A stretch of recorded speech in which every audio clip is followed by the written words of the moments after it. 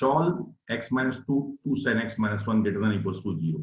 देखिए ये एल्जेब्रिक है, ये ट्रिग्नोमेट्रिक है, ये पीरियोडिक है, ये पीरियोडिक नहीं है। और या तो दोनों के दोनों पॉजिटिव हों या दोनों के दोनों नेगेटिव हों, वो मेरे लिए कोर रोल रहेगा इसके सॉल्यूशन में। तो ना फोकस करिए कैसे हम करेंगे। तो पहली बात जो काम की बात है वो ये है कि डिपेंडिंग मेजर केसेस में इस पर डिपेंडिंग बनाऊंगा। एक पीरियड में सॉल्व नहीं करना, जनरलाइज सॉल्यूशन चाहिए इसका। अगर कुछ दिया नहीं है इसका मतलब, तो इसका मतलब जब मेरे पास x greater than equals to two होगा तो ये पॉजिटिव हो गया, तो फेवरेबल क्या आएगा, टू साइन एक्स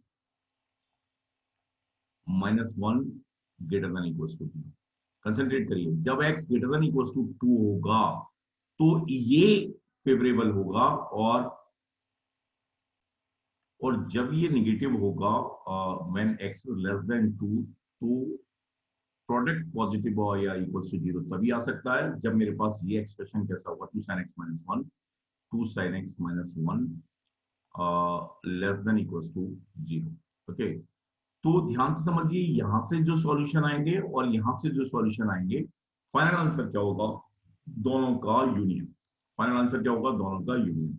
नाउ इससे मैं सॉल्व करता हूं, तो इसे अगर मैं सॉल्व करूंगा तो मेरे पास क्या है, सिंपली मुझे ये सॉल्व करना आता है। तो ये sine x greater than one by two, तो एक पीरियड में सॉल्व करेंगे, तो ये मेरे पास साइन एक्स का ग्राफ बनाया, और एक पीरियड में y equals to one by two line बनाई। वन बाई टू कहाँ पे आता है, ये five by six and five by six. Sine x की वैल्यू एक पीरियड में फाइव बाई सिक्स पे वन बाई टू होती है, और फाइव फाइव बाई सिक्स पे होती है। बात समझ आई ना, ये तो मैंने बताया आपको। और ये y equals to one by two है, तो ध्यान से देखिए कि कब sine x one by two से ज्यादा है, फाइव बाई सिक्स से लेके फाइव फाइव बाई सिक्स के बीच में वन बाई टू से ज्यादा है। ओके, लेकिन अगर मैं इस आंसर को जनरलाइज करूं, अगर मैं इस आंसर को जनरलाइज करूं तो अच्छे से फोकस करना, कैसे करूंगा मैं। अगर इसका आंसर मेरे पास आ जाएगा टू के पाई प्लस फाइव बाई सिक्स से टू के पाई plus five five by six, और ये अब सबसे इंपॉर्टेंट पार्ट इसका स्टार्ट हो जाता है। टू के पाई प्लस फाइव बाई सिक्स से लेके टू के पाई plus five five by six तक कि मैं इंटीजर लिखूंगा तो निगेटिव लिखने पे इधर का भी आ जाएगा, जीरो लिखूंगा तो फाइव बाई सिक्स से लेके यहाँ तक का भी आ जाएगा, आगे तक का भी आ जाएगा फाइव फाइव बाई सिक्स तक। और तो टू तो यहाँ कहीं आएगा बीच में, तो टू से बड़ा ही ये मेरे को लेना है। तो मेरे पास दो तरीके हैं, यहाँ ध्यान से समझ लो। या तो मैं क्या करूँ, टू यहाँ होगा, टू से लेके फाइव फाइव बाई सिक्स तक के आंसर है उनको अलग से लिख दूँ, और इसमें क्या लिख दूँ, के एलिमेंट ऑफ आई प्लस लिख दूँ। मतलब एक के एलिमेंट ऑफ आई प्लस लिखूंगा, और साथ में क्या करूंगा, ध्यान से समझना, के एलिमेंट ऑफ आई प्लस से टू पाई से आगे आने वाले जो सॉल्यूशन है वो सब एक्सेप्ट हो जाएंगे। मतलब ये तो पीरियोडिक है ना, आगे भी तो आएंगे ही, तो वो तो सभी आ जाएंगे। लेकिन टू से लेके फाइव फाइव बाई सिक्स तक के जो सॉल्यूशन है वो रह जाएंगे अगर के वन में। तो यूनियन के क्या कर दूं, यूनियन लिख दूं, सेट लिखूं मैं क्लोज ब्रैकेट टू से pi by five pi by six. तो ये एक सेट ए आ गया, ढंग से सुनना, ठीक है ना। अब सेम आंसर कैसे पॉसिबल था, के को अगर मैं नॉन नेगेटिव इंटीजर लिखता तो pi by six to two वाले एक्स्ट्रा आंसर आ जाते, तो उनको मुझे हटाना पड़ता। बात समझ आ गई, मैंने के को एलिमेंट ऑफ आई प्लस लिखा, इससे आगे वाले जो करेक्ट आंसर हैं वो एकदम आ गए, टू पाई से बड़े वाले, और जो जीरो से टू पाई वाले हैं वो मैंने मैनुअली ऐसे ले लिए, टू से लेके फाइव फाइव बाई सिक्स तक। तो ये एक ए सेट आ गया जिनके लिए x greater than equals to two भी है और two sin x minus one greater than equals to zero है, both terms are positive, that's why these are the solutions of this inequality. Okay, अब x less than two है तो two sin x minus one less than zero.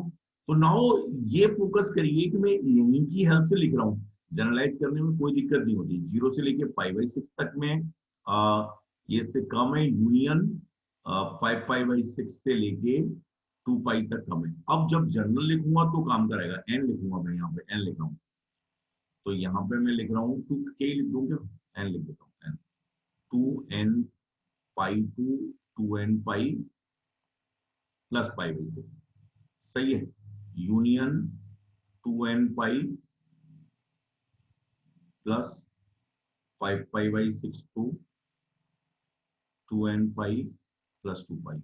अब यहाँ पे सबसे ज्यादा काम का हो जाता है कि एन कैसे मेंशन किया जाए। अगर मैं एन 0 लिखता हूं तो ये पूरा सेट आ जाएगा भाई आगे का, सही है।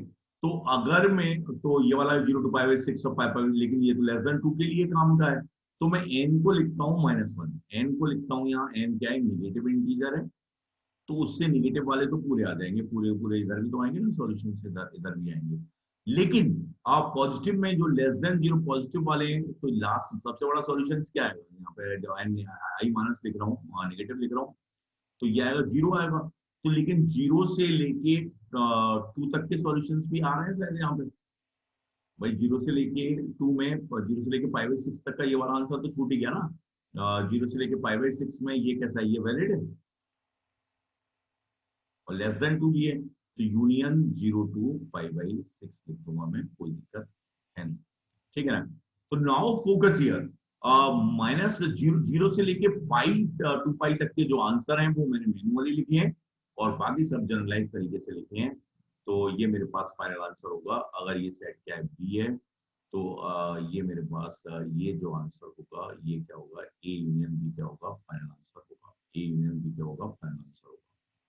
बहुत अच्छी प्रॉब्लम है और अच्छे से समझना। अगर एक ही सेट के फॉर्म में लिखना चाहता हूं, मैं इसे एक ही सेट के फॉर्म में लिखना चाहता हूं तो कैसे करूंगा, अच्छे से देखना, ढंग से सुनना। एक ही सेट के फॉर्म में अगर मैं लिखना चाह रहा हूँ, तो 0 से, सबसे पहले 0 से लेके 2 पाई तक के कौन से आंसर हैं वो लिख लेता हूँ। तो 0 से लेके 5/6 है, और 0 to 5/6 और यूनियन 2 to 5/6 ये आया। अब जनरलाइज लिख देता हूँ, एक ही वेरिएबल में चाहिए। यहाँ पे के एलिमेंट ऑफ क्या है, आई प्लस है, तो यहाँ एन की जगह माइनस के लिख देता हूँ मैं, तो एक ही में आ जाएगा। यूनियन ये जो सेट है ये वाला सेट लिख जाएगा, लेकिन एन की जगह माइनस के लिख देता हूँ। तो -2 के पाई टू -2 पाई, नहीं 2 पाई 2 के -2 के पाई प्लस 5/6 यूनियन -2 के पाई प्लस 5 पाई/6 टू -2 के पाई प्लस 2 पाई, ये और फिर ये वाला सेट लिख जाएगा, यूनियन 2 के पाई प्लस 5/6 टू 2 के पाई प्लस 5/6। अच्छे से समझना क्या किया मैंने, ध्यान से सुनना। ये एन नेगेटिव के लिए जो वेरिएशन है, एन को अगर मैं माइनस के लिख दूंगा तो के पॉजिटिव हो जाएगा, तो ये सेट भी कवर हो गया, ये सेट भी कवर हो गया, और 0 से 2 पाई तक का ये दोनों थे, उनको मैंने अलग से लिख दिया। ओके, तो बहुत अच्छा प्रॉब्लम है, बहुत ही ज्यादा अच्छा प्रॉब्लम है। कैसे मैं फिक्स कर रहा हूँ, कैसे सॉल्यूशन लिख रहा हूँ, उसको बहुत ध्यान से सुनना। पहली बात क्या है, पहली बात यह है कि जब एल्जेब्रिक और ट्रिग्नोमेट्रिक मेरे पास एक्सप्रेशन हों, तो एल्जेब्रिक का sign limited number of points के अबाउट चेंज होता है और ट्रिग्नोमेट्रिक का बार बार चेंज होता है। तो लीडिंग केसेस में एल्जेब्रिक पे बेस बनाऊंगा, ये दो केस बनाएंगे। ये प्रोडक्ट है, जनरल सॉल्यूशन चाहिए, ये प्रोडक्ट है, ये ग्रेटर देन इक्वल टू 0 कब होगा, जब दोनों के दोनों या तो पॉजिटिव हो, दोनों के दोनों या तो नेगेटिव हो। अब यहाँ से ये सॉल्यूशन मैंने लिखा है कि 0 से पाई तक का, 2 पाई तक का जो सॉल्यूशन है वो अलग से लिख दिया है, और इसमें की ऐसा मेंशन किया है कि पॉजिटिव आ जाए। आई प्लस लिखा है तो 2 पाई से लेके आगे तक के सॉल्यूशन तुरंत आ जाएंगे। और यहाँ पर देखा तो सॉल्यूशन 0 से 2 पाई में लिखा है, ऐसा नहीं है, लेकिन जो एन मेंशन कर रहा हूं उससे नेगेटिव वाले सभी आ गए 0 तक के, लेकिन 0 से 2 में भी सॉल्यूशन है, वो क्या 0 से 5/6 है, वो यहाँ पर लिख दिए, ठीक है ना। और और जो एक काम की बात है कि यहाँ पे एन को, अगर an element of I minus है, और एन को अगर मैं माइनस के लिख दूंगा तो के एलिमेंट ऑफ क्या हो जाएगा, आई प्लस हो जाएगा। ओके, तो बहुत ही जबरदस्त प्रॉब्लम है, और मुझे लगता है आप अपने आप करना चाहिए, टाइम देना चाहिए, और काफी कुछ यहाँ से सीखने को मिलेगा, और ढंग से करना है ये प्रॉब्लम, बहुत ही इंपॉर्टेंट है। ओके, ठीक है ना। ओके।